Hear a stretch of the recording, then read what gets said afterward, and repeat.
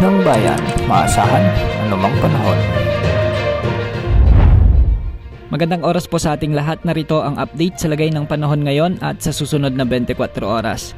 Sa kasalukuyan ay may minomonitor tayong bagyo sa labas ng ating area of responsibility, samantalang magdadala naman ng maulap na kalangitan at mga kalat-kalat na pag-ulan ang southwest monsoon o habagat at ng mga localized thunderstorms. Huling namataan ang bagyo sa labas ng area of responsibility sa layong 1,520 kilometers, hilagang silangan ng extreme northern Luzon. Taglay nito ang lakas ng hangin na umaabot sa 45 kilometers per hour at pagbugso naman na umaabot ng 55 kilometers per hour. Kumikilos ito northeast sa bilis na 10 kilometers per hour. Kung titignan natin ang galaw ng bagyo, ay posible nitong tumbukin ang southern Japan sa mga susunod na araw. Sa mga kababayan natin dyan, maging alerto po dahil posibleng dumaan o maglandfall ang bagyong ito o di kaya naman ay dadaplis sa bahagi ng southern Japan. Sa ngayon, asahan ang maulap na kalangitan na may mga kalat-kalat na pag-ulan at pagkilat-pagkulog sa Ilocos Region, Zambales, Batanes at Babuyan Islands. Dulot ito ng umiiral na southwest monsoon o habagat.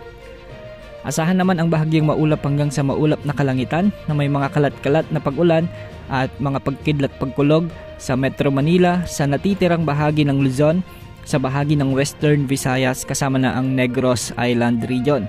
Dulot pa rin ito ng habagat kaya posible ang mga flash floods at landslides lalo na kung minsan ay may mga malalakas na pagbuhos ng ulan.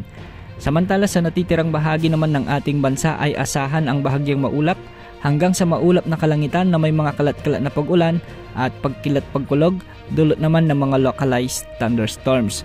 Sa Mindanao, posible ang mga pag-ulan sa Northern Mindanao, Zamboanga Peninsula, Sorsogon at ilang bahagi ng Caraga Region. Posible rin ang mga flash floods at landslides lalo na kung may mga severe thunderstorms. Dulot pa rin ito ng umiiral na localized thunderstorm. At posible naman ang maulap na kalangitan hanggang sa may mga kalat-kalat na pag-ulan sa silangang bahagi ng Visayas lalo na sa may Samar at Leyte provinces, ilang bahagi ng Bohol at ilang bahagi ng Cebu province. Sa ngayon wala naman tayong namomonitor na anumang posibleng bagyo na pumasok at posibleng makaapekto sa ating kalupaan sa susunod na 3 hanggang 5 araw at wala ring nakatas na gale warning sa mga karagatang sakop ng ating bansa. Yan ang update sa lagay ng panahon. Ito po ang weather update ng bayan, maaasahan anumang panahon.